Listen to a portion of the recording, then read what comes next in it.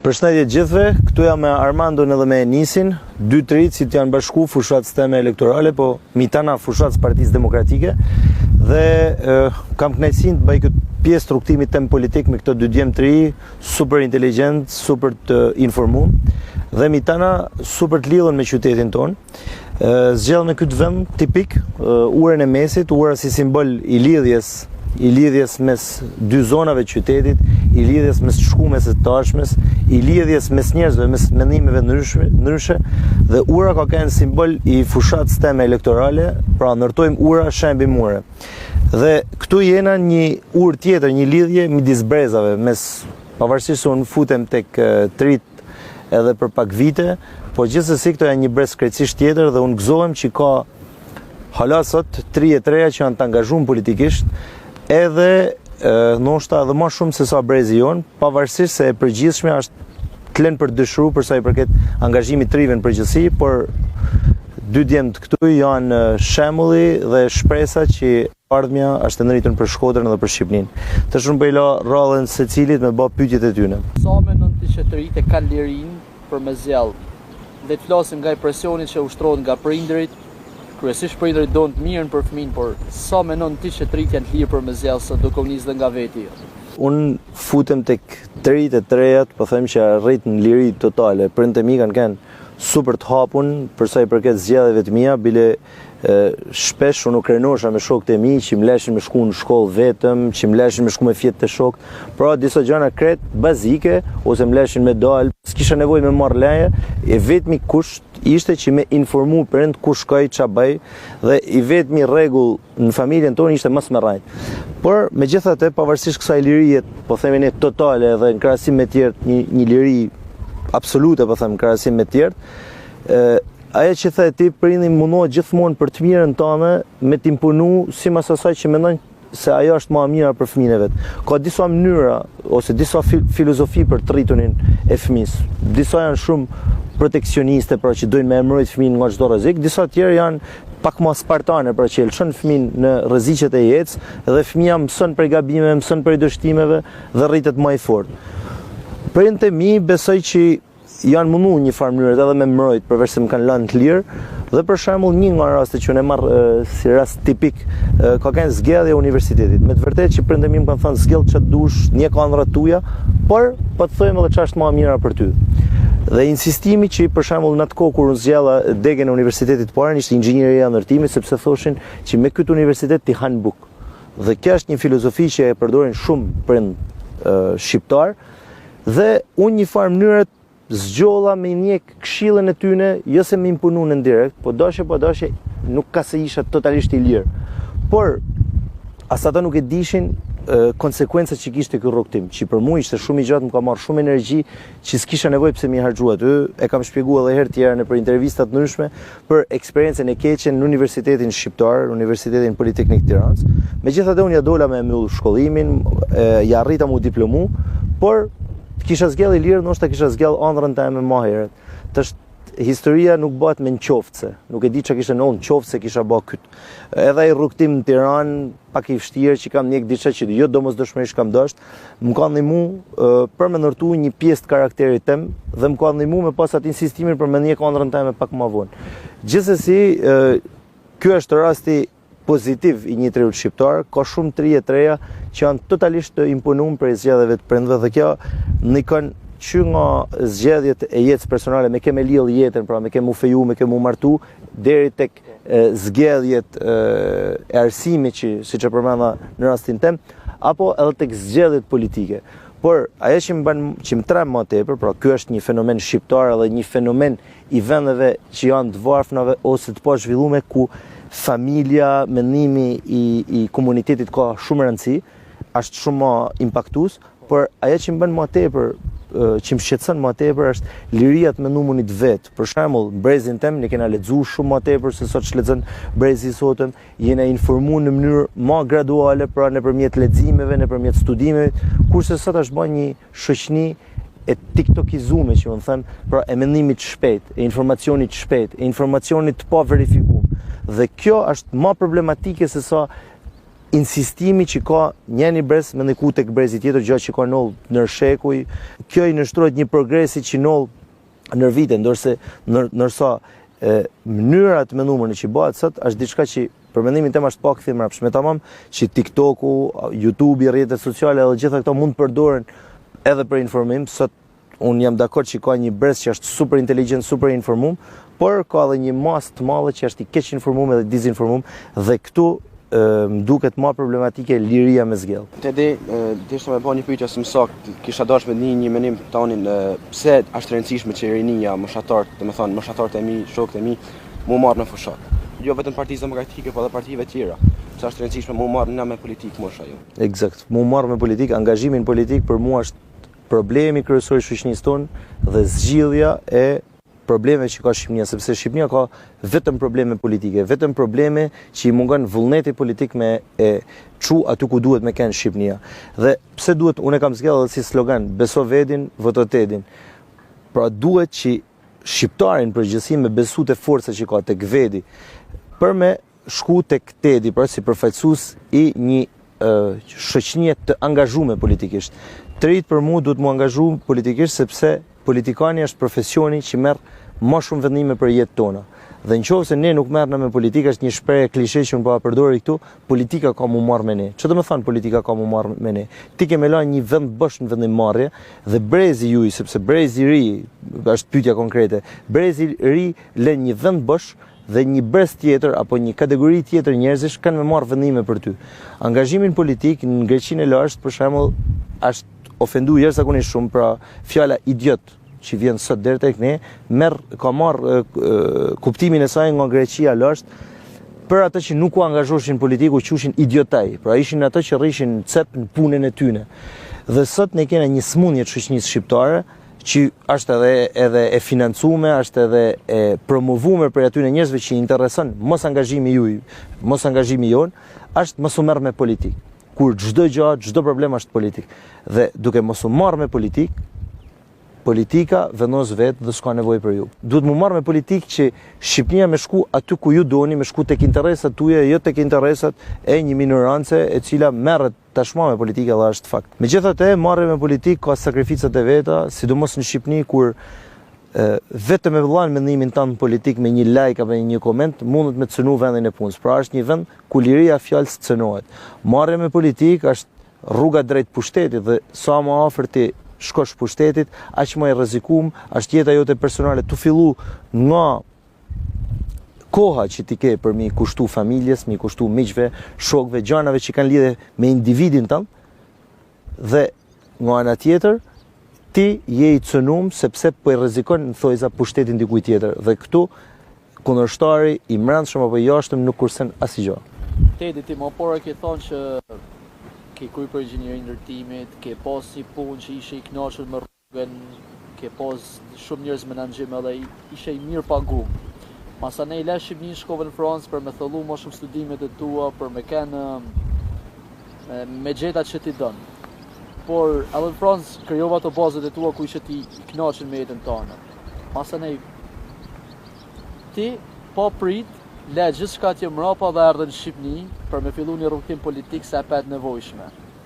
Po du me të pyet sinqerisht, ti në qovë se nuk zgjidhe si deputet, a do penoshe për këtë hap që ke bërë, është një hap masiv se ke lënë gjithçka mrapa, ke sakrifiku shumë gjana për marrë me kriju me bë një ndryshim në Shqipëri në Shkodër.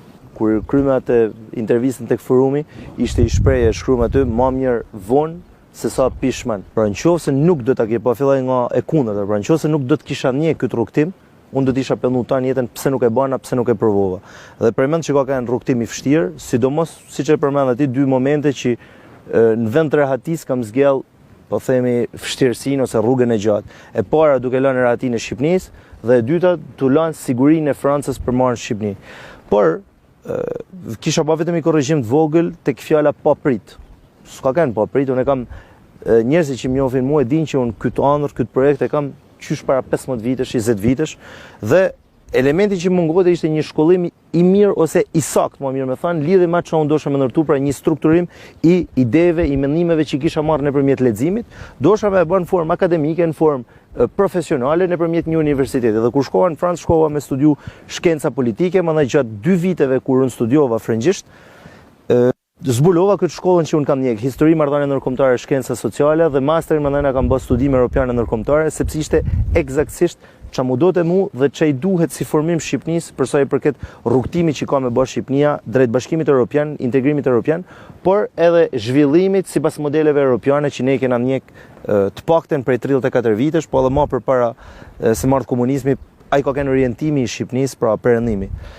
A do të pendohem? Në asnjë sekond nuk do të pendohem, sepse unë kam një filozofi në jetë, që unë bile zbulova që ishte një lutje e një filozofi që nuk jam faktikisht emrin mend, që thote, Zot më jep forcë me ndryshu atë që ndryshohet, më jep qetësi për me duru atë që nuk mund të ndryshohet, dhe më jep mençuri me dallu atë që ndryshohet nga ajo që nuk ndryshohet. Dhe kjo ishte lutja më e bukur që unë një farë mënyrë herë të artikulume, herë të pa artikulume, ja kam kërku Zotit që unë besoj.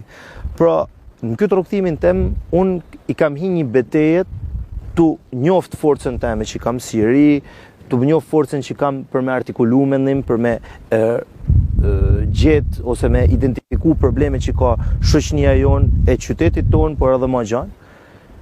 E kam mençurinë mendimin tem për me dallu çfarë mundem me ndryshu nga çka nuk mundem me ndryshu, dhe ky durimi për durimin ose qetësinë për me duru atë që nuk mundet me ndryshu, patjetër që kam e pas, masi kam provu tana instrumentat që unë mundem me pas në dorë, tana opsione që më janë caktu nga konteksti, nga formimi jem, nga rrugtimi jem, dhe nëse këta nuk mjaftojnë për me bë atë ndryshimin që unë du me bë, kam u lut Zotin me marrë durimin, po asnjëherë mu penu pse ndjeka këtë rrugë. Pyetja jeme është ma partë pyeta për angazhimin, pse duhet më angazhu në në politikë. Këtë rol është angazhimi jot politik, do të thonë fushata jote e parë si kandidat për deputet. Cilat janë ata probleme që ke hasë deri më sot, sepse në ato pas po ke edhe shumë kritika për punën e Kollares, për punën se ti të përfaqësu të rit, do të thonë të përfaqësu të rit i veçpallur, përfaqësuesi të rive. Dhe isha me pyetje cilat janë ata problemet që janë të bë. Koha që unë i kushtoj njerëzve të mi dashur, sigurisht që pavarësisht unë srri me shokët e mi, me familjen time, me njerëzit e mi më dashur, edhe fushatat bën me njoft njerëz shumë të mirë që ti nuk i kishe njoft një ambient tjetër dhe kjo nuk hin tek vështirësitë, por gjithsesi jetu pretenduar me përfaqësu një komunitet ton nesër në parlament. Dhe te përfaqësimi i komunitetit, tek përfaqësimi i institucionit pra që unë pretendoj nesër me ken, është edhe një prej këtyre sakrificave tjera që ne nuk ka sena të lirë, po themi me zgjell, me vesh ato çarapet e kuqe, barnavek që nëse unë do të kisha pas qef, megjithëse s'ka kanë kurrë preferencat e mia, bile kur ishe e ri u tallshin me mua, thoshin që ky do të flen me këmish, por unë kam pas edhe stil temin personal, këmishën, një lloj veshjet klasike, nuk ka se kam kanë shumë hipi, po them në stilin e veshjes. Por kollarja, kostumi janë përgjegjësi, janë pra ai shtrëngimi që ne i japim qafës për me menu gjatë para se me fol, për me pas një lloj seriozitetit për atë që ti thu, dhe unë kjo është në kritikat më të vogla, në problemet më të vogla, dhe unë gëzohem kur kritikat reduktohen në këto lloj patetizmash, sidomos në deklarata zyrtare si shnolli para disa ditësh Partisë Socialiste që u merrte me kollaren, kostumin tem, edhe nxehtësinë që kishte në kohën kur unë e vesha, por nuk u morën në asnjë moment me akuzat e vjedhjes, me akuzat e deformimit demokracisë që unë bësha në deklarat. Vështirësia tjetër është kërcënimi që ti merr, sepse unë kam 10 vite që kam shkruar, kam bërë artikuj, kam shkruar kritika ndaj abuzimeve që janë bërë me fondet, kritikat ndaj individëve të veçantë, dhe s'kam pas frikë me fol me emra. Dhe siç e thash më përpara, këtu dënohesh me vend punet për një like. Lënë më kur je në vijën e parë të një opositarizmit, një vend ku demokracia pothuajse nuk funksionon hiç. Pra, kjo është një kosto që unë e kam marrë, por unë personalisht nuk e shoh si vështirësi dhe i kërkoj ndjes edhe njerëzve të rrethit tem që mund të cënohen nga ky angazhimi jem, por unë nuk mendoj që ne duhet me jetu me pra për atë buken e gojës që thojnë shpesh, sepse ti nuk mund të hash kur gojën e ke të myllën. Te do një pyetje të fundit. Jam shumë kurioz për me ditë ti, nëse nuk do zgjidhesh deputet në Parlamentin shqiptar. Çfarë do ishte vazhdimësia jote? Me çfarë do merresh le të themi, po thop kështu në jargon përditshëm? Atëherë, unë me të thënë drejtën nuk kam menu plan B. Unë mendoj që kam me fitu, sepse kam hikë kësaj gare për me fitu dhe jam të menu çfarë do të bëjon si deputet në ditët e para, në muajt e para dhe 4 vjeçarin e parë. Megjithatë, nëse unë kisha bërë një profesion që nuk do të kishte kenë Parlamenti i Shqipërisë deputeti, unë besoj që kishte kenë diku tek ose si profesor nëpër auditore të ndryshme, ose si shkrimtar që e kam pasion shkrimin, po gjithsesi kisha zgjell një mënyrë tjetër për me bë politik, pra një formë tjetër të bëmonit politik për me ndëku tek opinioni i përgjithshëm, për me ndëku tek angazhimi i përgjithshëm, por gjithsesi nuk e kam menduar planin B. Pra nuk ka si gjatë që ka menduar për politikë. Ja, se besoj sepse jam i infektuar qysh në linje, besoj është një vokacion, një thirrje e mbrëmshme që nuk besoj që kam unal me një pa mundësi për mu bë rrogtari i kuvendit Shqipërisë. Tedi, desha me të bëj pyetje, do të thonë pyetjen e fundit. A mendon ose a je optimist që duke pa frymën jo vetëm në Shkodër, por në tonë Shqipërinë që ti së bashku me me nënkrye doktor Berishën, mbas datës 11 maj do jeni nënkrye të qeverisë? Po tjetër që po, sepse është e papranueshme që një qeveri që nuk i ka bë asnjë send këtij vendit, me vazhdu me marrë një mandat të katërt, kur 3 mandatet e para me tëra pushtetet që pat nuk arriti me bë gjithçka. Unë hi tek njerëzit që besoj të shoqënia shqiptare. Unë nuk besoj që shqiptarët nuk dinë me mendu, nuk dinë me reflektu, nuk dinë me zgjell. E përveç kësaj është edhe vota e diasporës e disa njerëzve të lirë që në fakt janë dëbu dhe nuk kanë si të dëbumt me votu dëbusin. Unë mendoj që ne kena fatin që në këtë vitet vështira opozit, Partia Demokratike ka majtë rreth vetit shumë idealista, sepse nuk kishte asgjë pragmatiste për me kenë me Partinë Demokratike dhe me opozitën shqiptare në këto kohë kaq të vështira për demokracinë shqiptare, ku regjimi përballë ka mundësinë me ble këdo dhe gjithçka. Dhe ne kena tregu që ditë me gjallë opozitën, ditë me çunkam, ditë me bashku dhe tham që vazhdimi logjik i këtij vargu të gjatë dhe të vështirë është ardhja në pushtet dhe drejtimi me këto njerëz idealista, me këto njerëz përgatitur për me çu Shqipërinë, me çu kryt Shqipërisë si herë, me kthy krenarinë dhe me çu Shqipërinë aty ku duhet me kenë. Ju i falenderoj djemt për kohën që morën, për pyetjet që banën. Ne nuk e kishim përgatitur asnjërin për këtyre pyetjeve, sepse besoj që njeriu i ka përgjigjet brenda vetit kur i hin këtij angazhimit. Një keqardhje që nuk mundena me debatu edhe me kundërshtarin politik për me fol për vizionin e të ardhmes, gjë që na është pengu prej vitesh, por sidomos tash në fushat elektorale kur kena përballë shumë trije treja, të cilët kanë marrë përsipër me drejtu ose me tentu me drejtu shtetin edhe për 4 vite tjera. I kisha vlerësuar shumë për guximin me mbrojt pa mbrojtshmën, por nuk i vlerësoj as pak që na pa mundsojnë debatin dhe jena detyruar me bë diskutime, pyetje përgjigje, pavarësisht se djemt nuk ka se i kursynin pyetjet apo vështirësinë e pyetjeve në që banën. Unë kam një thirrje të fundit për Shkodrën dhe për Shqipërinë, eci me nishat, votojmë Partinë Demokratike. Beso vetin. Voto Tedin.